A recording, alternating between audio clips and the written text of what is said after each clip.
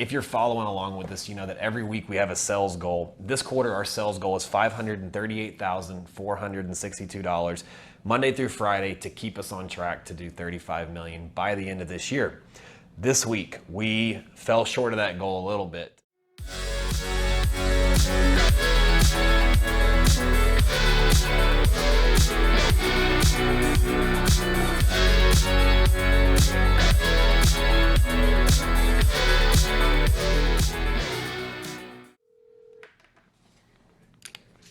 How are you? Hey, morning. How are you? Good morning. Okay. Not bad. All right. We just got back from Miami like an hour ago. I need to go over all the sales. Do you have your spreadsheet in front of you? I do. I've transferred some of these over there, but just to start down the list, we sold a flat 4 Kermit for $25,000. The Longue line item number 11. Payment type is Bitcoin, right? Well, payment type, that where you're at right now, that's how we bought it. Yeah. Let me look right here. Okay. There we go. And that one sold for $35,000. We've got a Hulk, which I believe was the 2018 Hulk. That one sold for $20,000. The 126710 Pepsi on Oyster sold for $25,000. Wow, really? Yeah. Well, it's the first one. It's like one of the first ones in the country. So the Panda Daytona sold for. Let's see, where's that at? Is that official? Does the guy have the watch? Is he happy with it? Yes, all these ones that I'm gonna mark, they took the watches there on the spot and they paid us with Bitcoin. The next one is the GMT Master 2 Black Dial. That one sold for $12,500. Oh, I've got another pre-sold order. I'm gonna go ahead and enter it in. I've got another pre-sold order for a Hulk. I just now found the Hulk today. Hey, you found a Hulk, right? Alfred? Yes. You found a Hulk? Okay. What's the deal with the RM deal and the AP 15500? Okay, so the RM deal, we had a guy come in, Alfred reached out or got in touch with him, and he was in Miami. He came and brought the watch to us, showed it to us, we made an offer, and then we immediately sold it to Neil at Timepiece Trading. So that's not your RM, that's a separate RM. It's gonna go through our system, yes. It's going into our books. We technically bought the watch and then we sold it to him for our records, but there's not gonna be any money exchanged on our end. He's taking the watch directly to them in Miami and they're paying him for it. Does anybody have the specs of the watch so I can get those once he drops the watch off. All the other ones were paid through Bitcoin into my Coinbase, so I need copies of those invoices, and we charged them, I believe we charged every one of them Miami sales tax. I sold it all though last night. So we bought all the Bitcoin between 36 and 37,000. I sold it last night at 37,000. Let me see. So I actually sold it overall. I've got the numbers written down. So here's the thing. So on Coinbase, you pay a big fee. Coinbase Pro, there's no fee. Like the fees are very, very minimal. So we paid about 20, for me to cash all that out, we paid about 2,500 in fees.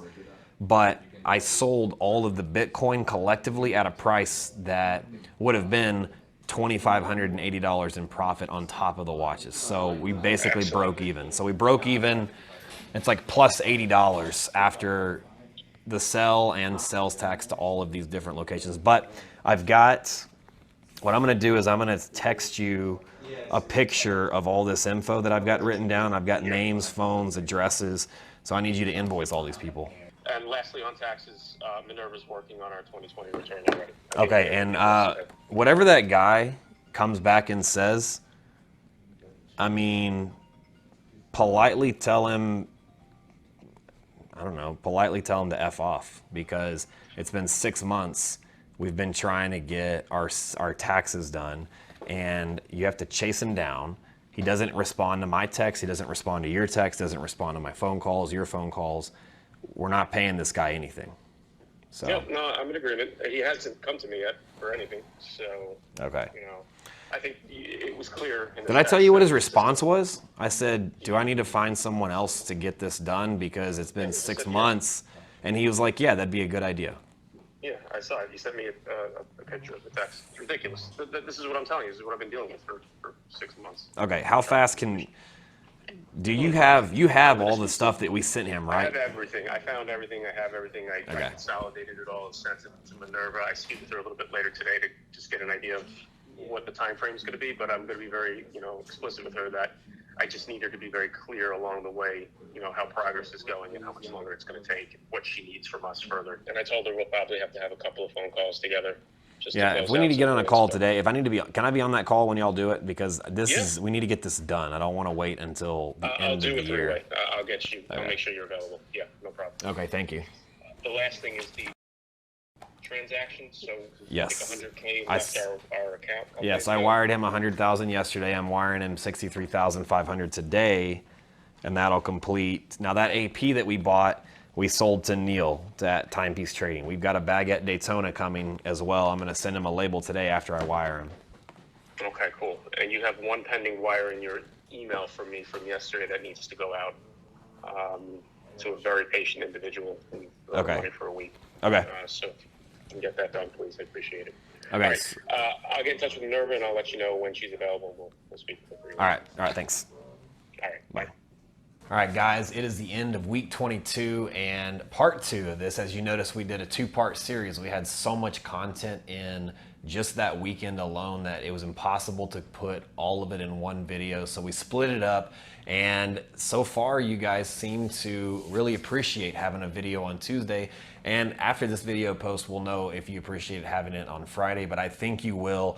Going forward, this is probably going to be a new thing for us. We're starting to get so much content now that it's the time frames of trying to get everything edited and uploaded and condensed down into one video. We're leaving a lot of stuff out and we're in too big of a time crunch. So look forward to every week on Tuesday and Friday mornings at 9 or 10 a.m. we'll be posting these videos. So guys, let's jump straight into the numbers. If you're following along with this, you know that every week we have a sales goal. This quarter, our sales goal is $538,462 Monday through Friday to keep us on track to do $35 million by the end of this year. This week, we fell short of that goal a little bit. We came in at $505,150, about 7% shy of the weekly goal, but it was expected. We didn't have any inventory here in Dallas for our sales guys to utilize and to sell. We had everything in Miami at the Bitcoin conference, as you guys saw. And honestly, going to that conference, we didn't expect to sell anything. It was more for the brand recognition, getting the name out there. So we fell a little bit short, but it's not a big deal. We did really well last week. Of that 500,000, we did 19 watches, 17 of which went to retail customers. Only 2 went to wholesale, and those were actually 2 sales of watches we bought at the conference. So it worked out really well. Yeah. Of the sales, I know I told you guys last time we were going to do away with profits, but it seemed like y'all wanted to hear that. So we did $52,557.50 in profit. Now that closes us out with the numbers. At the end of this month, I'm going to give y'all an up-to-date tally of where we stand. I'm going to start doing that at the end of every month, doing an up-to-date running tally so you can see where we're at and how much more we have to go. Now, jumping into some normal announcements. Guys, I just want to address something. I've been reading the comments. Anthony's been reading the comments. We've been studying what brought you guys to the channel in the first place, and I just want to say I highly appreciate you guys giving us your feedback and letting us know how you guys really feel. That helps us a lot to really develop our channel into bigger and better things. So going back to where we started, we'll be showing you guys more deals, more watch talk. Guys, you want to see more of me, I'm going to be happy to share you guys my knowledge on vintage watches, modern watches. I'm going to start branching out and start talking about maybe some RMs, maybe some Patek's, and we'll really make it fun again. So I really appreciate the feedback. Anthony really appreciates the feedback. And Anthony, you've actually got a story video coming. Oh, right. Talked with our editor, and that's a very good point. It's going to be posting as of today. It's Friday. Well, it's be Thursday of this. It'll be a week from this video. So next Thursday, guys, tune in. We're going to be posting Marco's story. It's been filmed. It's been shot. It's in the editing process right now with our new editor, and it will be ready shortly, so stay tuned for that. And the next announcement, we unfortunately let go my good friend Clovet. It just wasn't working out. Creative differences, but she's a very good person. I want you guys to understand. We read the comments regarding how you guys felt, and we just felt like we made a premature move. Well, it's to go back to it. Take out the person. It was the subject. When there was when there was no female presence on there, people were begging for a female. We jumped in, we hired a female, we got her on there.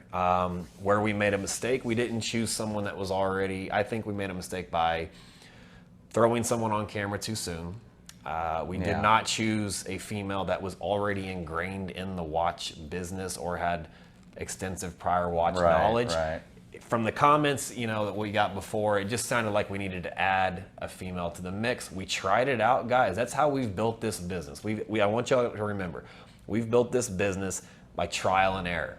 Unfortunately, for the video, we haven't put a lot of the errors out there. We put the trials that work because nobody wants to show the fails. Right. But we try things, they work, they keep them. We try things and they don't work, we make adjustments. As you guys can see from this video and from Tuesday's part 1, we are very quick to make adjustments, especially when we can see something that is going to hinder the growth of our channel. It's going to upset people, and you guys clearly made it a point to let us know that that was not what you wanted to see, as well as the excessive lifestyle, the excessive spending. So we're going to cut back on all that. We're going to give you guys what we gave you in the beginning, the original substance of this channel, the deals, the customer interactions. We're going to get the team more involved. I do want to mention something about that. So I read some comments talking about we shouldn't have this girl in here. We should have Dylan and everyone else going on these trips. I do want to make it clear that Dylan was not hired to travel. Dylan and Sutton, who's sitting right over there, and Alfred and Vic, they weren't hired to travel and be on camera. They were hired to run this business when we're gone, which is exactly what they want to do, which is exactly what they do. And because they're back in the store running this place while Marco and I are both gone, that's why we're able to hit these numbers when there's some weeks where I don't even sell a single watch. But we did sell a watch. There was 2 weeks ago we did like 800,000 in sales. I didn't sell a single watch. Right. I do buy a lot. Yeah. I send a lot of leads to our sales team because I can't, we can't do it when we're on the road, when we're on airplanes. So I wanted to make that clear. It's not that we are just genuinely, or that we're purposely not putting them on camera because we want someone else to get all the attention, or because we don't, I forget the word, but it's like, what's the ranking? Like, we don't, it's not that we don't prioritize them. That's just not their job. Right. Their job's not to be on camera. Their position is to be here focusing on sales, focusing on selling watches, which we gave everybody the week off when we were in Miami anyways, because we had nothing for them to sell because it was all with us. Right. Anyway, so that's all that, guys. Let us know what you think of this video. Let us know what you think of the 2-part series, because that is going to be a new thing for us. The last thing I want to talk about, and still one of the most controversial, is the $2 million raise. I want to reword this. It is no longer a fundraiser. We are no longer asking for donations. We are selling spots to a VIP membership. We never were asking for donations. You got to remember that. We were asking... The way we worded it, it sounded like that. Okay. Yeah. Well, so I worded it wrong, no big deal. But you're going to get a receipt. It is a membership. What that membership entails is, the biggest perk you're going to get from that is buying watches that we would normally wholesale out to free up cash for other deals. So far, we've sold 4 watches to date. Of the 4 watches that I've listed, we sold a brand new black Daytona for $30,000. So retail price, we got about a $2,000 to $3,000 discount on the black Daytona. The Blue Sky Dweller, we were selling them retail for $30,000 to $31,000. We sold it in our group for $28,000. The brand new Kermit, or Starbucks, whatever you want to call it, right now market is $18,500 to $19,500. We've even sold them as high as $20,500. We caused fights over that one. That was such a good deal. Right. $16,500 for a new Starbucks, guys. Yeah. Come on. A 2019 40 millimeter date ceramic sub in like new condition we sold for $11,000. So guys, that is the biggest perk of being in that membership group. There are lots of other little things, but the one that we feel is the most prominent is this group is now going to become our wholesale outlet versus all the other wholesale groups we used to sell watches in. So I'm going to post some pictures of those sales. I'm still going to send out some email blasts. Guys, if you're on board with it and you like it, cool. If you're not, that's cool too. We don't expect everyone to be a part of it. We don't expect everyone to understand it. But that's what it is. I don't know. I don't really know what else to say to it. Listen, guys, it's a very fair group. I think we're trying to be very fair in raising this to reach our goals. And the idea here is You come into this group, we will give you deals. If you think about it this way, you invest $2,000, you'll make $2,000 if you're active in On the trading. first deal, yeah. I mean, again, if you were the guy who bought the Starbucks at 16.5, understand you invested $2,000 to get in. Now your watch is worth 19.5. You could actually make a profit on that. The other thing I want to clear up about that is, guys, we could do away with this group. We never needed this group. We could fund this thing ourselves. We could sell our personal watch collections. We could sell off inventory. We could raise money from one of the many investors looking to throw money at it. We could give them some equity. There's a million different ways we could get the money to build this building, but none of them are as significant as offering a service to our clients and then getting our clients to feel more a part of the business. When you invest $2,000 into something, you become part of that business. So guess what? When we sell all 1,000 of these spots, we have 1,000 people that are now diehard advocates for our brand and for our business. And that's the smartest way to build a new store, I think. I actually very, very much agree with that, because it's more meaningful to our company. Right. You guys out there help build our dream, and that helps a lot. And we're always going to give back to you guys as much as we can. And like we already said, we don't do things the traditional way. No. So taking out a loan to build this building, selling our watch collections, I started this business so I could afford to build a watch collection. I can't tell you how many people got into vintage watches simply because I showed them my vintage watches. Right. And how many people got into modern watches because Anthony showed them and educated on his stuff. So we really use our private collection as a tool to sell more. So don't look at it like we're just hoarding money out of the business and putting it in a dark closet somewhere never to be seen. We bring these things everywhere with us. We show people and we get people to love what we love, and it just works out great for us. I did say personal collection a lot. I do want to clear this up too. Yes, in the last video, I don't remember how many times I said it in this one, but in Tuesday's video, I did say this is my personal watch collection a lot of times, and apparently I'm flexing on it just seems like I'm flexing on every single person that walks up. The first thing I go do is like look at my watch collection. That is not the case, guys. I can't tell you how many times a day, I have my collection sit out on display because there's pieces in there that we don't have in inventory for sale, but people want to see them. So at least 100 times a day, people ask me how much for this, how much for this, how much for this, and I say it's not for sale. And of course they always want to know why it's not for sale. For some reason, we don't ever get that on video. I don't know how. That's weird. All we get on video is me pulling it out and saying this is my personal watch collection. So guys, I'm not flexing on everyone. I'm using that to say these are not for sale and this is why. But this is why I bring them, is so that people could see, the MB&F, the Vacheron, the RM, the Patek 5905, the stuff that you don't keep the stuff that we can't keep in inventory. Right. I have it, I keep it here, I take it with us when we go, so we can show it to people that have never seen them all in one place. So I did want to point that out because I was dropping those comments. Well, we definitely have both of, we have best of both worlds to show you guys. It works out real good because I'm modern, you're vintage. Right. Our collections together gives people something to really, really look at. And it's funny because I was thinking about it the other day. I was like, I'll never build a modern collection to keep you going, and you'll never build a vintage collection to keep me going. So it's like we'll never clash that way, which is cool. Except that spider dial. You're chilling. I want that. Okay. All right, guys. I really hope you enjoyed the changes we make. Again, like Marco said, thank you for dropping those comments. The whole team reads everything, whether we comment or not. We read everything, we listen to your feedback, and we appreciate it. We're gonna keep growing, we're gonna keep evolving, we're gonna keep doing what it is you guys love to see. So if you are following along on the weekly series, we just finished off week 22 of a 52-week series. We got 30 more weeks to go, guys, and there's still a lot of year left in this year. There's a lot of days left dude. in the year. It's okay. Have you had your coffee today? I had 6 cups already. Guys, if you like this button, hit the like button. Don't forget to subscribe, and make sure you hit the bell. Right here.